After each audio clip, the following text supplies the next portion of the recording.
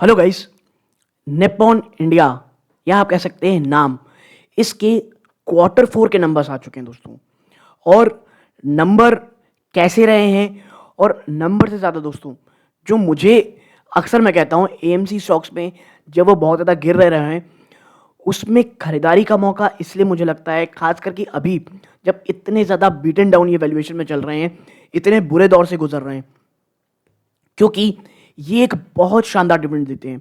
और जैसा कि आपको दिख रहा होगा, इस पर मैं थोड़ा डिटेल बात करूंगा। कंपनी ने बहुत बहुत शानदार एक लास्ट डिविडेंड भी दिया है दोस्तों।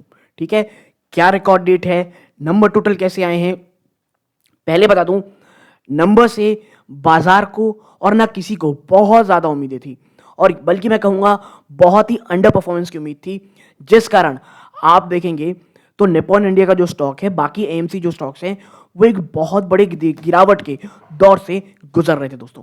तो कैसे नंबर्स, क्या है पूरी चीज़ें, सीधा लेके चलता हूँ मैं आपको रिजल्ट की तरफ। देखिए, सबसे प्यारी और सबसे अच्छी चीज़, फाइनल डिविडेंड दिया है कंपनी ने 7.5 रुपए का।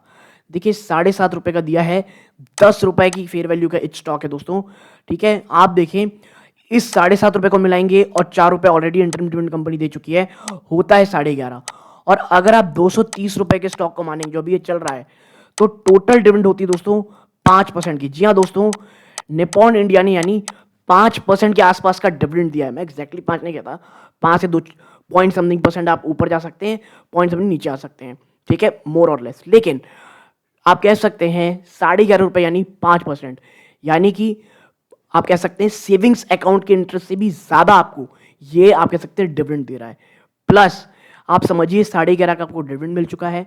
आप देखेंगे यहाँ पे कि जो रिकॉर्ड डेट है दोस्तों, जो रिकॉर्ड डेट तय की गई है वो है जून 30 फ्राइडे, यानी कि आप देखें रीज the final dividend subject to share approval will be Friday 30 June दोस्तों।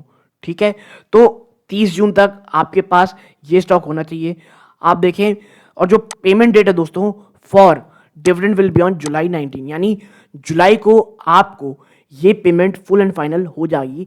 यानी थोड़ा लंबा समय दोस्तों, अभी चल रहा है अप्रैल, यानी कि मई और जून 30 तक आपके पास ये स्टॉक होना चाहिए, और जुलाई 19 को ये पेमेंट की जाएगी दोस्तों। यानी कि आप कह सकते हैं भाई काफ़ी हद तक एक अच्छी ये काफ़ी हद तक ये अच्छी डिविडेंड आपको मिली है। तो ये तो चर्चा हो गई डिविडेंड की। और देखिए, कोई चेंजेस भी हैं कंपनी में, उसमें किसी दिन अच्छे से एक इंपॉर्टेंट डिटेल एनालिसिस की ज़रूरत रहेगी, तो उसको अभी मैं नहीं करता हूँ। ठीक है, अब चलते हैं सबसे इंपॉर्टेंट एक और चीज़, वो है नंबर्स। क्या नंबर्स इतने ज़्यादा बुरे तो नहीं आए होंगे, या आए हैं कि ऑलरेडी जो इतना बीटन डाउन स्टॉक है उसमें और भी ज़्यादा हमें गिरावट देखने को मिले। ठीक है, तो चलते हैं नंबर की तरफ, और आप यहाँ पाएंगे दोस्तों सबसे अच्छी चीज़ इसके नंबर्स मुझे लगती है दोस्तों। निप्पॉन इंडिया का मैं अक्सर रिजल्ट देखा हूँ, कंपनी करोड़ में नंबर्स पेश करती है, क्लीन रिजल्ट रहते हैं, हाई क्वालिटी प्रिंट रहता है, और इसीलिए मुझे ये कंपनी दोस्तों लिटरली में बहुत ज़्यादा पसंद आती है। चाहे वो आप कह सकते हैं इनकी फंक्शनिंग को लेकर के भी हो, और इनके आप कह सकते हैं रिजल्ट देने के तरीकों से हो। ठीक है, अब चलते हैं भाई कि किस तरह के नंबर्स आए। तो सबसे पहले रेवेन्यू फ्रॉम ऑपरेशन चेक करते हैं। 325.23 करोड़ रहा है, जो पिछले क्वार्टर में 325 करोड़ था, यानी 330 करोड़ था।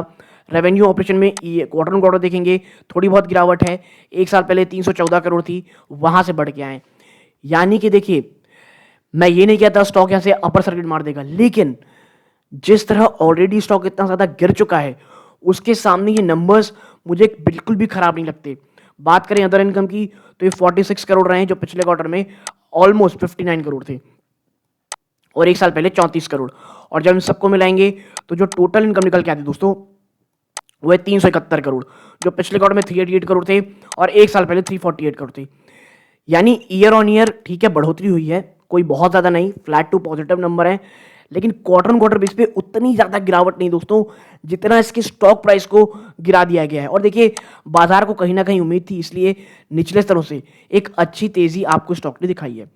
अब बात करते हैं भाई, क्या खर्चों ने तमाम जो ये आप कह सकते हैं थोड़ी बहुत जो ईयर ऑन पॉजिटिविटी है, या क्वार्टर ऑन क्वार्टर जो बहुत बड़ी गिरावट नहीं है, उसे तो खत्म नहीं कर दिया। तो देखिए, सबसे पहले फीस कमीशन बात करते हैं, 1.5 करोड़, जो पिछले क्वार्टर में आप कह सकते हैं 2.25 करोड़ के आसपास थी, और एक साल पहले 5 करोड़ थी। तो यहाँ पे एक थोड़ी राहत मिलती हुई आपको दिखाई दे रही होगी। अब सबसे बड़ा खर्चा एम्प्लॉय बेनिफिट एक्सपेंस, 63 करोड़ रुपए रहा है अप्रॉक्सीमेटली 63.21 करोड़, जो पिछले क्वार्टर में 68 करोड़ था और एक साल पहले 68.69। यानी यहाँ पे आप देखेंगे तो राहत मिलती हुई दिख रही है हमको खर्चों में दोस्तों, और ये बहुत ज़्यादा पॉजिटिव है। बात करें अदर एक्सपेंसेस की, 54 करोड़ रहे जो पिछले क्वार्टर में 50 करोड़ थे और एक साल पहले 38। तो हम जब इन सबको जोड़ेंगे तो जो टोटल खर्चा आया है वो 128, जो पिछले क्वार्टर में 129 था। यानी कोई ऐसी बहुत बड़ी खर्चे भी नहीं हो गए। और इसीलिए मैं अक्सर कहता हूँ दोस्तों, ये AMC स्टॉक्स में ये बहुत अच्छा समय रहता है एक्यूमुलेट करने का, थोड़ा थोड़ा एक्यूमुलेट करने का, थोड़ी थोड़ी खरीदारी करने का, क्योंकि कैश बर्निंग नहीं है, कोई बहुत ज़्यादा प्रेशर खर्चों का नहीं रहता है। जैसे ही बाजार में लिक्विडिटी आएगी स्टॉक ऑलमोस्ट भागने लग जाएंगे।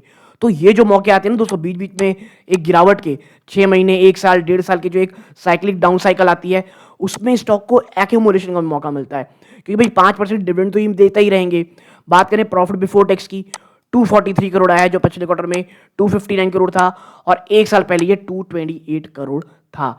यानी कि आप देखिए तो क्वार्टर कोई बहुत ज़्यादा गिरावट नहीं है। देखिए गिरावट है लेकिन उतनी नहीं है जितना एक्सपेक्ट कर रहा था बाजार, या जितना इसके स्टॉक प्राइस में हमें निगेटिविटी देखने को मिल रही थी। बात करें ईयर ऑन ईयर तो यहाँ पॉजिटिविटी है।